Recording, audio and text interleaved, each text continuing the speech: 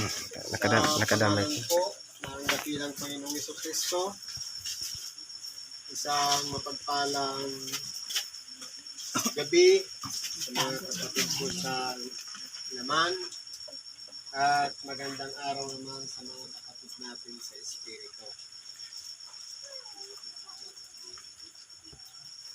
Ganon din po sa mga nangunguna mula sa punong barangay, mga kagawad, at iba pang mga nasasakupan niya sa lahat ng mga tao dito sa puso ito. Ang ating pagbigay galang sa bawat isa sa inyo, sa ngalan ni Kristo Jesus. Ngayon po, nandito tayo, nakikibahagi sa tinatawag na pangangaral ng salita ng Diyos para maging, at least maging pabaon natin sa ating kapatid na naparoon na sa kanyang kalagayan bilang sa Espiritu. Nandito po kasama natin yung katawang laman, yung nakahimlay, nakahiga, nagpatungo na siya sa kanyang huling hantungan. Pero po ang kanyang kaluluwa at espiritu, buhay, handa pong makinig ng Ebanghelyo. Ganon din naman tayo, ng mga iniwanan. Ito naman po panahon para hindi man tayo nakapagsimba o nakapakinig ng Ebanghelyo. Ngayon po, pagsikapan natin na pagnilay-nilayan ang aral ng Diyos sa makatwid bagay, ang tinapay ng buhay, Ebanghelyo para sa kaligtasan ng ating nag-iisang kaluluwa. Meron po tayong mga mensahe sa ngayon. Ang una po, ayon sa pangalawang sulat ni San Pablo sa mga taga-Korinto, sa Kapitulo 5, versikulo 1 hanggang 5. Sabi po'y ganito, sapagkat nalalaman namin na kung masira ang aming bahay na tabernakulong ukol sa lupa, ay mayroon kaming isang gusaling mula sa Diyos, bahay na hindi gawa ng mga kamay, walang hanggan sa sangkalangitan. Ngayon po, yung sinasabi dito, kagaya ng sinabi kanina, na ang tabernakulong ukol sa lupa, ito po yung ating katawang laman. Bakit po inihalintulad lamang sa tabernakulo? Kung pag-aralan po natin, ano po ba yung sangkap para mabuo ang tabernakulo? Walang iba, katulad ng tent. Meron siyang frame, merong mga trapal na pinakabakod sa paligid. Ganyan po ang ibig sabihin ng tulda. Kumbaga, marupok, mahanginan lang, kasi sira na agad, napupunit. Ganyan po ang ibig sabihin ng katawan laman natin dito sa ibabaw ng sanglibutan. Pag nasubrahan naman ang init, natutuyot ang lalamunan. Hindi ba ang katawan natin kapag yan ay nasubrahan sa kung ano man bagay, kaya dapat pantay lang lahat. Pag nasubrahan sa kain, minsan hindi natunawan. Pag kulang naman sa pagkain, nagkakaroon ng karamdaman. Kung ano-anong mga lumalabas sa katawan. Pag nasubrahan naman ng tulog, mabigat sa katawan. Pag kulang naman, nakalutang. Kumbaga, ito pong katawan natin may kahinaan. Marupok, madaling magkasakit.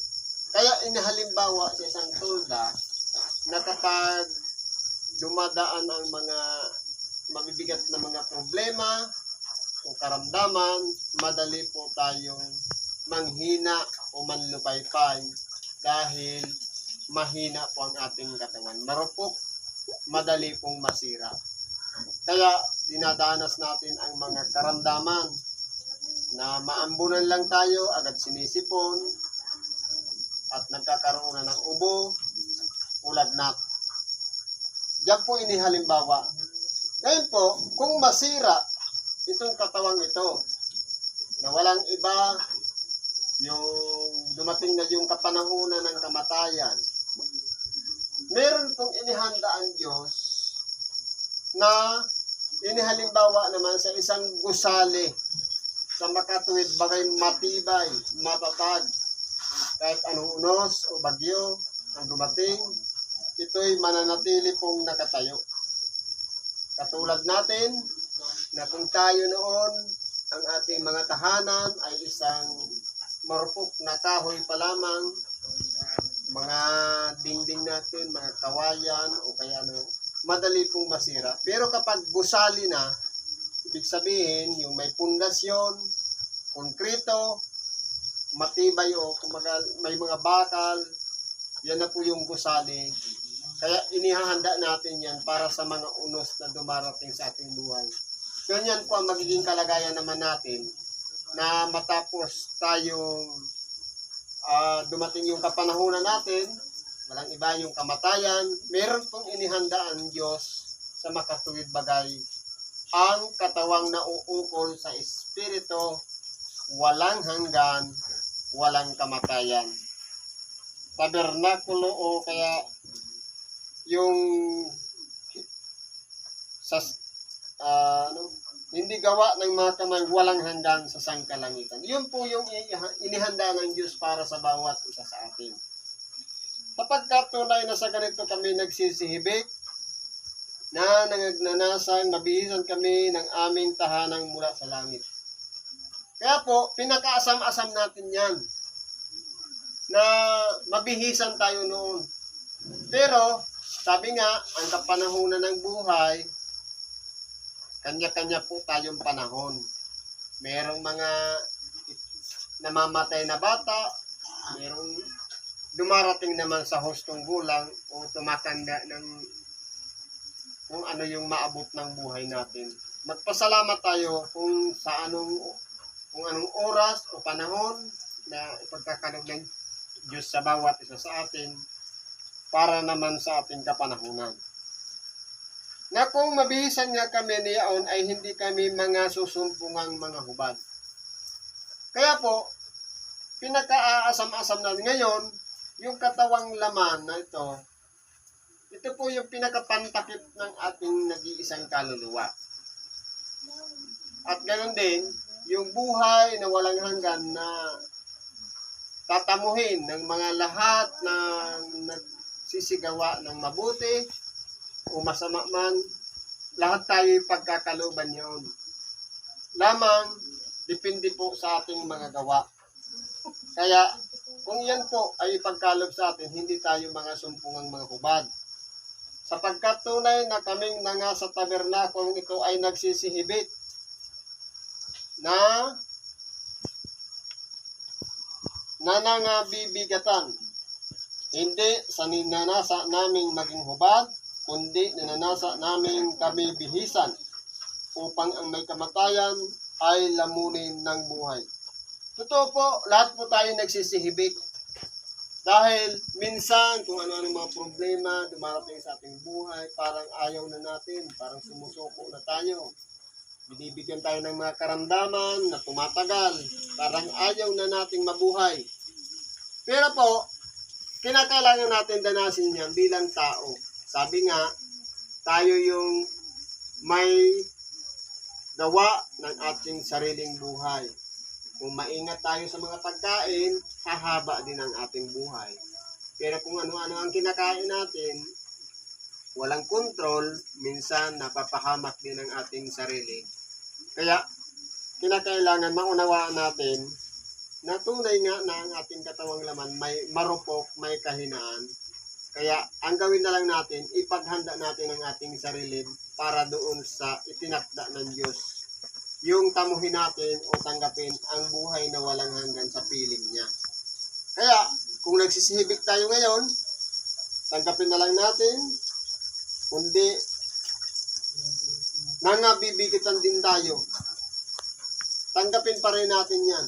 Sapagkat yan ay gawain talaga ng nasa isang katawang laman. Pero, mas pakanasain natin yung buhay sa ikalawang buhay, sa makatuwid bagay, yung itinakda ng Diyos sa bawat isa na gumagawa ng mabuti. Sa mga gumagawa ng masama, nandoon naman ang kahatulan para sa paghihirap na walang hanggan. Kaya, depende po yan sa ating mga ginagawa. Kung tayo po ay gumagawa ng mabuti, doon naman tayo kapiling ng Diyos sa kanyang kaharian. Ngayon, ang gumawa sa amin ng bagay ding ito ay ang Diyos na nagbigay sa amin ng patutuo ng Espiritu. Kaya po, nakatakda talaga ang lahat ng bagay. Unang-una, ang tao kinakailangan mabuhay sa ibabaw ng sanglibutan. At pagkatapos doon, dumarating ang kanyang kapanahunan, walang iba ang tinatawag na kamatayan. Pero huwag po tayong mawalan ng pag-asa. Kung tayo man ay nakatakdang mamatay, sabi nga, ang pagkabuhay, milagro, ang kamatayan, sigurado. Ang mahalaga, nagawa natin kung ano ang kalooban ng Diyos para kung buhayin man tayong muli, ay pagkalooban tayo ng buhay sa piling ng Diyos sa makatuwid bagay sa kanyang kaluwalhatian. Kaya mapalad tayo kung tayo po'y sumusunod sa kalooban ng Diyos. Sabi po dito sa isa pang aralin, sa unang Pedro, sa Kapitulo 4, versikulo 1 hanggang 11, kung paano ang si Kristo ay nagbata sa laman, ay magsandata rin naman kayo ng gayong pag-iisip, sapagkat siya na nagbata sa laman ay nagpapatigil sa kasalanan. Ngayon po, dito, nangyari po ng ating dakilang Panginoon ay minsan lamang siya nagbata sa laman. Sa makatuwid bagay, naranasan niya rin ang mabuhay bilang tao na magutom, mapuyat, mapagod, at kung ano-ano pa mang bagay bilang isang tao. Pero, siya po ay nagpatigil ng kasalanan. Na dati noon ang mga tao, kapag may sala, o may nagawang pagkakamali o paglabag, may mga kahatulan na mag-aalay ng kanyang mga buhay na hayop o anumang iaatang bilang pangtubos ng kasalanan. Pero po ang ating dakilang Panginoon, minsan lamang siya nag-alay ng kanyang sarili para sa lahat ng mga tao na sumasampalataya sa Kanya, mapapatawad na ang ating mga kasalanan.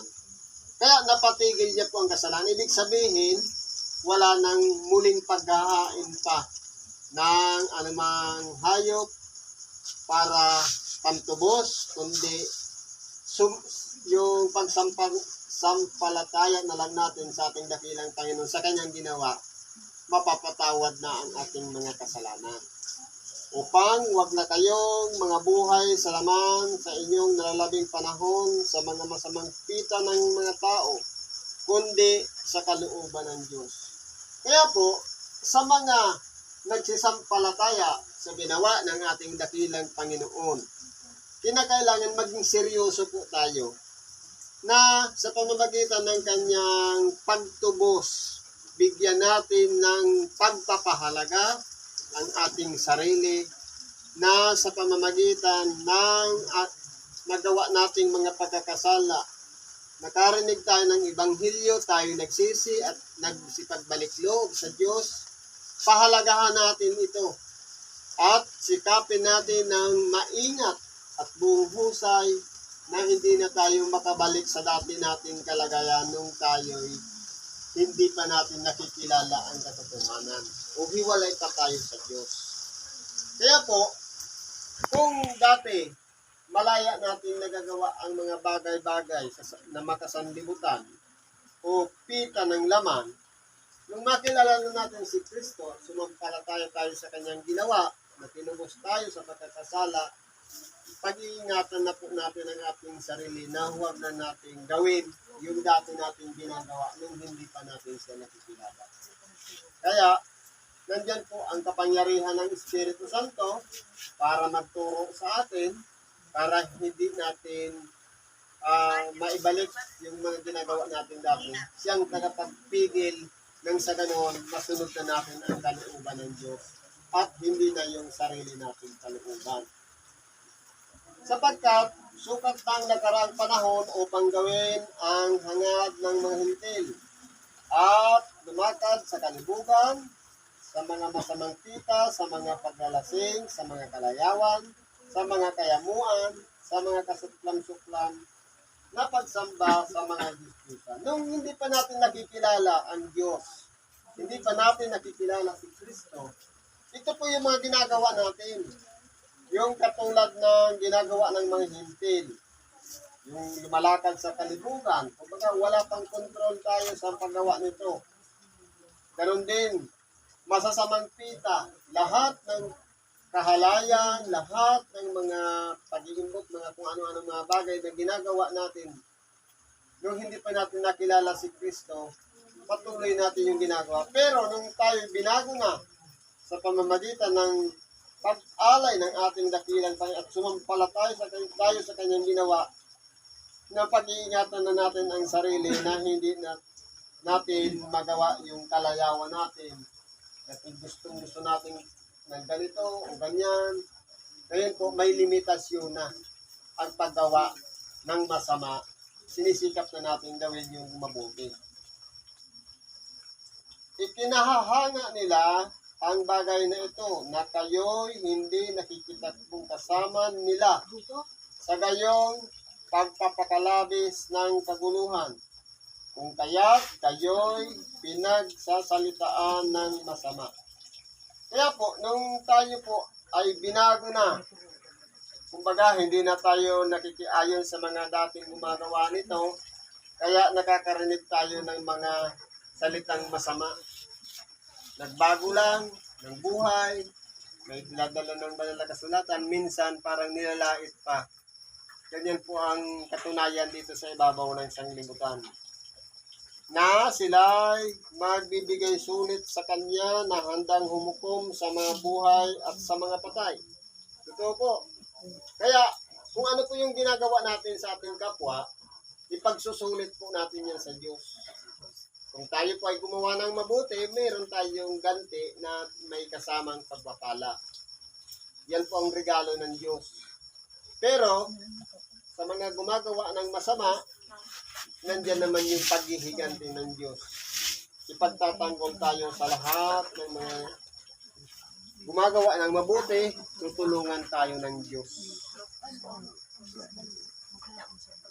Na sila na magbibigay sulit sa Kanya, na handang humukom sa mga buhay at sa mga patay.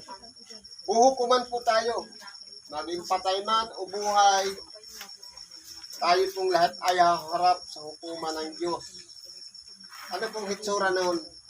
Walang iba, yung aral na napakinggan natin sa makatuwid bagay ang salita ng Diyos. Kapag yan po ay inilagay natin sa ating puso, sa ating tainga, sa utak, nananalaytay na po yun, palagi natin naaalala yung aral na yun. At sa oras na dumating na yung paghuhukom, kung ano yung napakinggan natin at naunawaan na aral at hindi natin ito ginawa, diyan po tayo hahatulan. Sa makatuwid, yung salita ng Diyos na ating napakinggan sa iba-ibang kalagayan. Ipinapangaral ang Ebanghelyo, hindi lang sa simbahan, sa mga templo, kahit saan ipinapangaral ang mabuting balita para ang tao po ay makasumpong ng katotohanan at hanapin nila ang Diyos at mabuhay sila sa katwiran kung ano ang kalooban ng Diyos. Sapagkat dahil dito'y ipinangaral maging sa mga patay ang Ebanghelyo upang sila ayon sa mga tao, sa laman, ay mga hatulan, datapwat, mga buhay sa Espiritu ayon sa Diyos. Kaya po, sabi dito, ipinangaral maging sa mga patay ang Ebanghelyo.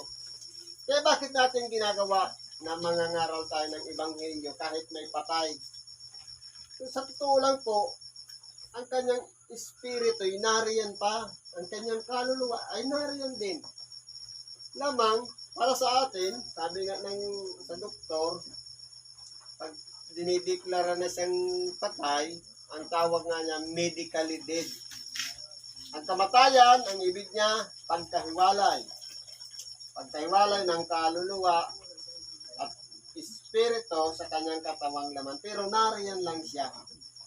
Kaya po, ang ikalawang kamatayan, yun po yung nakakatakot, yung pagkahiwalay natin sa Diyos. Kaya habang po may panahon pa, magsisi tayo at gawin natin kung ano ang kalooban ng Diyos.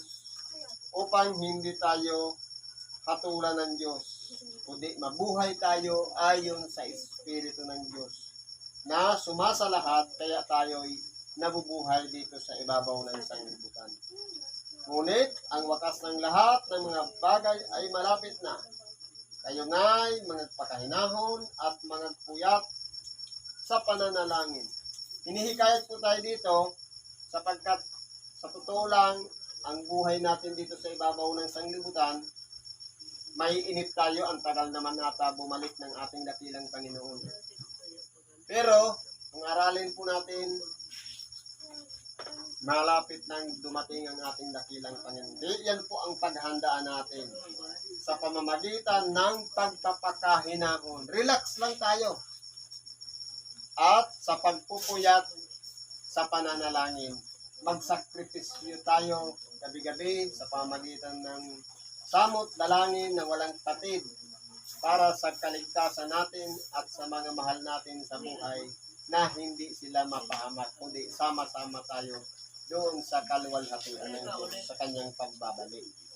Nauna sa lahat ay maging maningas kayo sa inyong pag-iibigan. Papagningasin po natin yung pag-iibigan.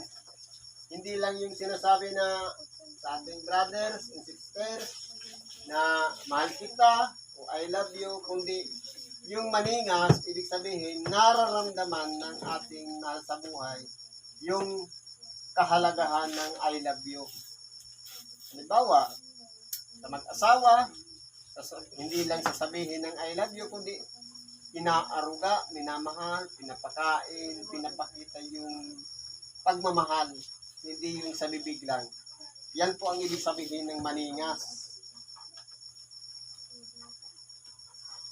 Sapagkat ang pag-ibig ay nagtatakip sa karamihang kasalanan. Ngayon po, kapag pinairal natin yung pag-ibig, wala na po dyan yung mga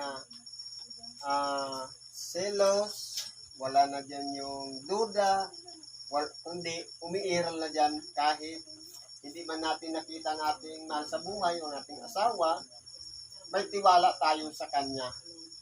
Yun po yung tinatawag na pag-ibig na natatakpan ng karamihan nating kasalanan sapagkat siya po ang nagbubuo ng ating pagkatao, walang iba.